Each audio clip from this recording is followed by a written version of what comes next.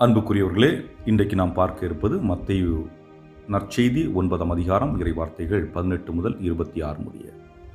இந்த மத்தேயு நற்செய்தியிலே 2 பகுதிகளாக பிரிக்கப்படுகிறது. ஒன்று, இறந்த ஒரு பெண்மணியை, ஒரு மகளை உயிர்த்தெழச் செய்கிறார் இயேசு. இரண்டாவதாக 14 ஆண்டுகளாக இரத்தப்போக்குடன் இருந்த ஒரு பெண்ணை குணப்படுத்துகிறார். இந்த 2 நிகழ்வுகளையும் நாம் பார்க்க இருக்கின்றோம். முதலாவதாக நற்செய்திக்கு செவிமடுப்போம். அக்காலத்தில் இயேசு தம் சீடர்களுடன் பேசிக் கொண்டிருந்த பொழுது தொழுகை கூட தலைவர் ஒருவர் அவரிடம் வந்து பணிந்து, என் மகள் இப்பொழுதுதான் இறந்தாள். ஆயினும் நீர் வந்து அவள் மீது உம் கையை வையும், அவள் உடனே உயிர் பெறுவாள் என்றார். இயேசு எழுந்து அவர் பின்னே சென்றார். இயேசுவின் சீடர்களும் அவரை பின்தொடர்ந்தனர். அப்பொழுது 12 ஆண்டுகளாய் இரத்தப்போக்கினால் வருந்திய ஒரு பெண் அவருக்கு பின்னால் வந்து அவரது மேலுடையின் ஓரத்தை தொட்டார். ஏனெனில் அப்பெண், நான் அவருடைய ஆடையை தொட்டாலே போதும் நலம் பெறுவேன் என தனக்குள் சொல்லிக் கொண்டார்.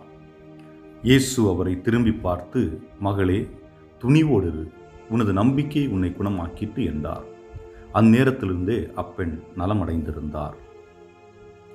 இயேசு அத்தலைவருடைய வீட்டிற்கு சென்றார். அங்கே குழல் ஊதுவோரையும் கூட்டத்தினரின் அமளியையும் கண்டார். அவர் விலகிப் போங்கள், சிறுமி இறக்கவில்லை, உறங்குகிறாள் என்றார். அவர்களோ அவரை பார்த்து நகைத்தார்கள். அக்கூட்டத்தினரை வெளியேற்றிய பின் அவர் உள்ளே சென்று சிறுமியின் கையை பிடித்தார். அவளும் உயிர் பெற்று எழுந்தார். இச்செய்தி அந்நாடெங்கும் பரவியது. ஆண்டவரின் அருள்வாக்கு. இறைவா, உமக்கு நன்றி. அன்புக்கினியவர்களே, இந்த நேரத்திலே நாம் இன்று 2 நிகழ்வுகளை சிந்திப்பதற்கு இருக்கின்றோம். ஒன்று, இந்த 2மே வேதனையின் உச்சம். ஒரு தந்தை தன்னுடைய மகள் இறந்து கிடப்பதை பார்த்து மனம் உருகி நொந்து போய் ஆண்டவரிடத்தில் வருகின்றார்.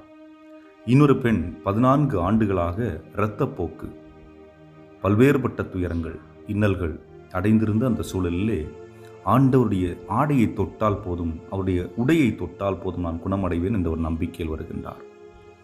இந்த 2 நிகழ்விலும் பார்க்கின்ற பொழுது ஒரு புறம் வேதனையாக இருந்தாலும் இன்னொரு புறம் அது நம்பிக்கையை வெளிப்படுத்தக்கூடியதாக இருக்கின்றது. காரணம், அந்த தந்தை என்பவர் ஒரு தொழுகை கூடத்தினுடைய தலைவராக இருக்கக்கூடியவர். தொழுகை கூடத்தின் தலைவராக இருக்கக்கூடியவர் இயேசுவின் மீது நம்பிக்கை கொள்ளுகின்றார். இயேசு வந்து தொட்டால் போதும் என் மகள் உயிர்த்தெழுவாள். எப்படிப்பட்ட நம்பிக்கை! ஆக ஒரு ஆழமான நம்பிக்கை. அதுவும் தான் ஒரு பதவியில் இருக்கின்றேன் என்று அதிகாரத்தோடு அவர் செய்யவில்லை. மாறாக அதிகாரத்தை எல்லாம் விட்டொழித்து விட்டு தாழ்ச்சியோடு இறங்கி வருகின்றார். ஒரு மனிதன் எப்படி இயேசுவை அணுக வேண்டும், இறைவனை அணுக வேண்டும் என்றால் தாழ்ச்சி என்ற பண்போடு தான். ஆகவே தான் அன்னை மரியாள் சொல்லுகின்றார், தாழ்ச்சியோடு இருந்த என்னை ஆண்டவர் உயர்த்தினார் என்று. ஆக தாழ்ச்சி உள்ளம் கொண்ட மனிதர்கள் இறைவன் முன்பாக உயர்த்தப்படுகின்றார்கள், இறைவனால் உயர்த்தப்படுகின்றார்கள் என்பதற்கு ஒரு அடிப்படை நற்செய்தியாக இருப்பது இன்றைய நற்செய்தி. ஆக இந்த தந்தையானவர் ஆண்டவரிடத்தில் நெருங்கி கேட்பதை பார்க்கின்றோம். அதை போன்று அந்த பெண்மணி இயேசுவை பற்றி அறிந்திருக்கின்றார். 14 ஆண்டுகள் இரத்தப்போக்கு, ஓராண்டு 2 ஆண்டு, ஒரு நாள் 2 நாள் அல்ல. நம்மால் ஒரு நோய் வந்துவிட்டால் 1 நாள் 2 நாள் தாக்கு பிடிப்பதற்கு உள்ளே நாம் நொந்து போய்விடுகிறோம். ஆனால் அந்த பெண்மணி 14 ஆண்டுகள் துன்புற்றுக் கொண்டிருக்கின்றார். பல மருத்துவர்களிடம் சென்றிருக்கலாம், அவர்கள் பலவிதமான பெயர்களை அவளுக்கு சூட்டியிருக்கலாம். அனைத்து வேதனையிலும் இறுதியாக அவள் என்ன நினைக்கின்றாள்? ஆண்டவர் இயேசுடைய ஆடையை தொட்டால் போதும் நான் குணமடைந்து விடுவேன். எப்படிப்பட்ட நம்பிக்கை பாருங்கள்! அவருடைய ஆடையை தொட்டால் போதும் நான் குணமடைவேன் என்று சொல்லி அந்த கூட்டத்தினருக்கு மத்தியிலே அவள் புகுந்து இயேசுடைய ஆடையை தொடுகின்றாள். தொட்டவுடன் என்ன நிகழ்கிறது? இயேசு கேட்கின்றார், யார் என்னுடைய ஆடையை தொட்டது? சீடர்களுக்கு ஒன்றும் புரியவில்லை. காரணம், இயேசுவை சுற்றி பலர் இருக்கின்றார்கள், பலர் இயேசுவை தொட்டு கொண்டுதான் இருக்கின்றார்கள். அப்போ இயேசு அந்த ஒரு நபரை பற்றி கேட்கின்றார் என்று. காரணம் என்னவென்றால், மற்றவர்கள் தொடுகின்றார்கள், நம்பிக்கை இல்லாமல் தொடுகின்றார்கள். இந்த பெண்மணி இயேசுவை தொட்டால், நம்பிக்கையோடு தொட்டால். அதுதான் வித்தியாசம். நாமும் பலரும் ஆலயத்திற்கு செல்லுவோம், நல்ல ஆடைகள், ஆபரணங்கள் போட்டுக்கொண்டு ஆலயத்திற்கு செல்லுகின்றோம், திருப்பலில் பங்கெடுக்கின்றோம், ஜெபமாலை சொல்லுகின்றோம். நம்பிக்கையோடு சொல்லுகின்றோமா அல்லது கடமைக்காக செய்கின்றோமா? நம்பிக்கை இருந்தால் மாற்றங்கள் உண்டு. நம்பிக்கை இருந்தால் இறைவன் என்னை தொடுவார். நம்பிக்கை இல்லை என்றால் அது நிச்சயமாக நடக்காது.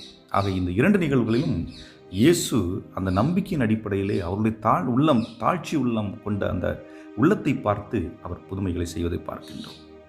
அன்புக்குரியவர்களே, இந்த நேரத்திலே நாம் ஆண்டவரிடத்தில் ஜெபிப்போம் நம்முடைய அவநம்பிக்கைக்காக. காரணம், நாம் அவநம்பிக்கை உள்ளம் கொண்டவர்களாக இருக்கின்றோம். இயேசு மீது இன்னும் ஆழமான நம்பிக்கை இல்லை. காரணம், அறிவியல் வளர்ந்து வருகிறது. ஆகவே அறிவில் அதை செய்கிறார்கள், இதை செய்கிறார்கள் என்று அறிவியல் பக்கம் நாம் சாய்ந்து கொண்டிருந்தாலும் உண்மைத்தன்மையை நாம் இழந்துவிட முடியாது. காரணம், இறைவன் என்பவர் உண்மை. அறிவியல் இன்று இருக்கும், நாளை இல்லாமல் போகும். ஆனால் இறைவன் என்பவர் உண்மையானவர். ஆகவே அந்த ஒரு எண்ணத்தை நமக்குள் கொண்டவர்களாக ஜெபிப்போம். என்றும் வாழும் இல்லாமல்ல இறைவா, நாங்கள் நம்பிக்கை உள்ளம் கொண்டவர்களாக, தாழ்ச்சி உள்ளம் கொண்டவர்களாக இருக்கக்கூடிய ஆற்றலையும் அருளையும் எங்களுக்கு நிறைவாக தந்தருள எங்கள் ஆண்டவராய் கிறிஸ்து வழியாக மன்றாடுகின்றோம். ஆமென்.